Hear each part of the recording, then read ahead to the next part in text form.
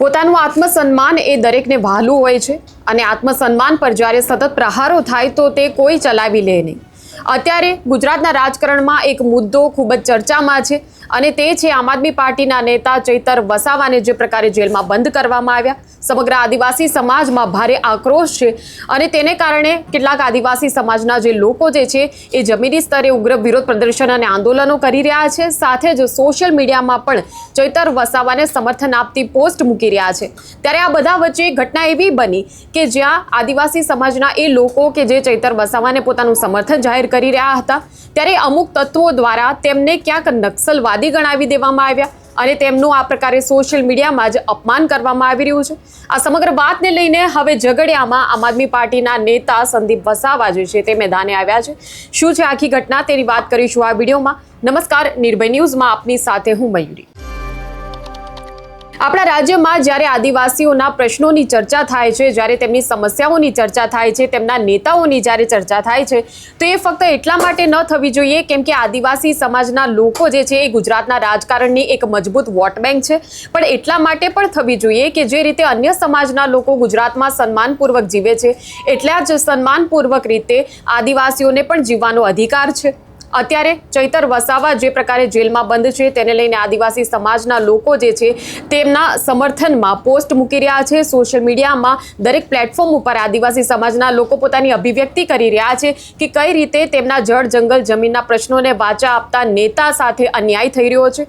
પરંતુ આ બધાની વચ્ચે અમુક આદિવાસી વિરોધી તત્વો જે છે જે સોશિયલ મીડિયામાં સક્રિય થયા અને જેટલા પણ લોકો ચૈતર વસાવાના સમર્થનમાં પોસ્ટ મૂકી રહ્યા હતા ત્યાં કમેન્ટ સેક્શનમાં જઈને ક્યાંક તેમને નક્સલી કે નક્સલવાદી અને આ પ્રકારે તેમને અપમાનિત કરતા શબ્દોનો ઉપયોગ કરવામાં આવ્યો છે। ત્યારે આ તમામ લોકો જે છે તેમની સામે કડક કાર્યવાહીની હવે આદિવાસી સમાજમાં માંગ ઉઠી છે। ઝઘડિયાના આમ આદમી પાર્ટીના નેતા સંદીપ વસાવા આ સમગ્ર મામલે ઝઘડિયા પોલીસ સ્ટેશન પહોંચ્યા હતા। મોટી સંખ્યામાં તેમની સાથે ત્યાંના સ્થાનિક આદિવાસી લોકો જે છે તે પણ જોડાયા હતા। આ સમગ્ર મામલે સંદીપ વસાવાએ પોલીસ સ્ટેશનમાં કઈ રીતે રજૂઆત કરી તે જોઈએ, તેમનું શું કહેવું છે, સાથે જ આદિવાસી સમાજના એ લોકો જે છે તેઓ શું કહી રહ્યા છે તે પણ જોઈ લઈએ।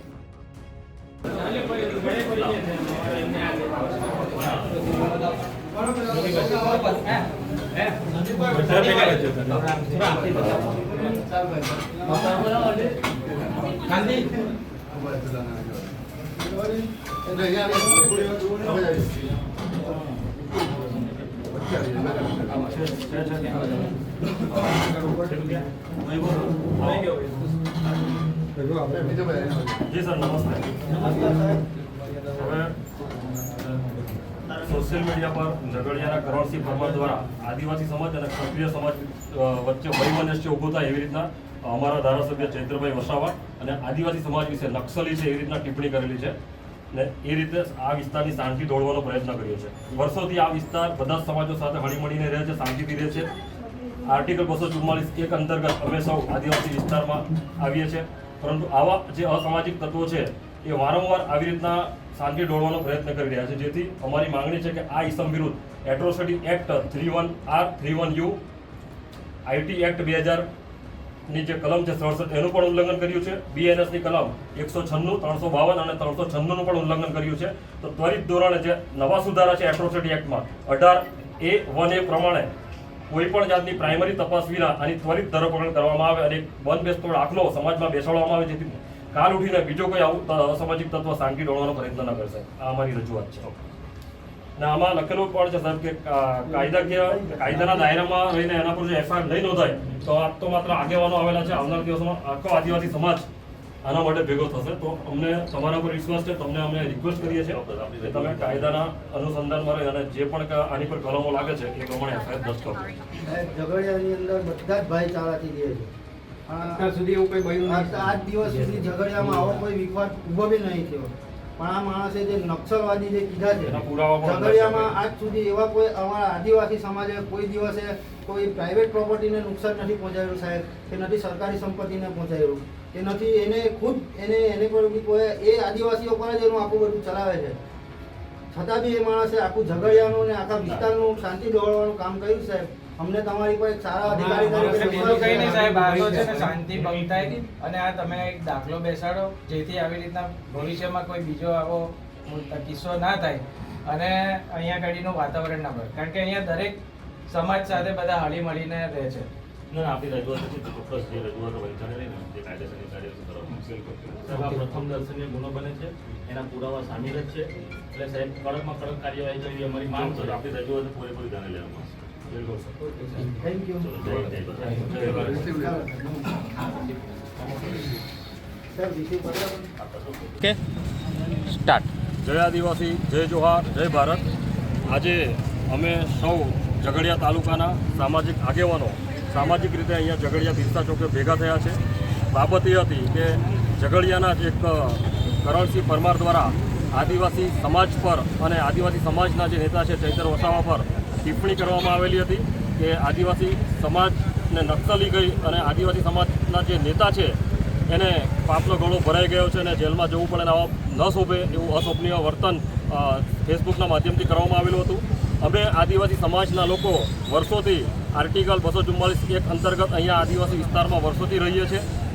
બધા જ સમાજ સાથે અમે હળીમળીને રહીએ છીએ, પરંતુ આ કરણસિંહ પરમાર દ્વારા આદિવાસી સમાજ અને ક્ષત્રિય સમાજમાં વૈમનસ્ય ફેલાય એવું જાણી જોઈને પૂર્વ આયોજિત કાવતરું કરીને સમાજની એકતા તોડવાનો જે એમને કૃત્ય કરેલું છે એના અમે વખોડીએ છીએ અને એમના વિરુદ્ધમાં આજે ઝઘડિયા પોલીસ સ્ટેશને અમે ફરિયાદ દાખલ કરવા માટે આવેલા છે. એમને જે જાહેર સોશિયલ મીડિયા પર જે પ્રમાણે કૃત્ય કર્યું છે એના માટે atrocity act 31R 31U IT act કલમ 2000ની 67 મુજબ એનો જે નિયમનું ઉલ્લંઘન કર્યું છે એ અને જે BNSની કલમ છે એમાં 196, 352 અને 356નું ઉલ્લંઘન કર્યું છે.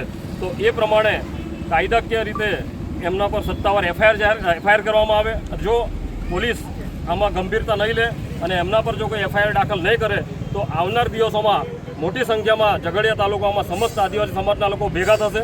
વારંવાર આવા અમુક લોકોને આદિવાસી સમાજ પર ટિપ્પણી કરવાની ટેવ પડી ગઈ છે.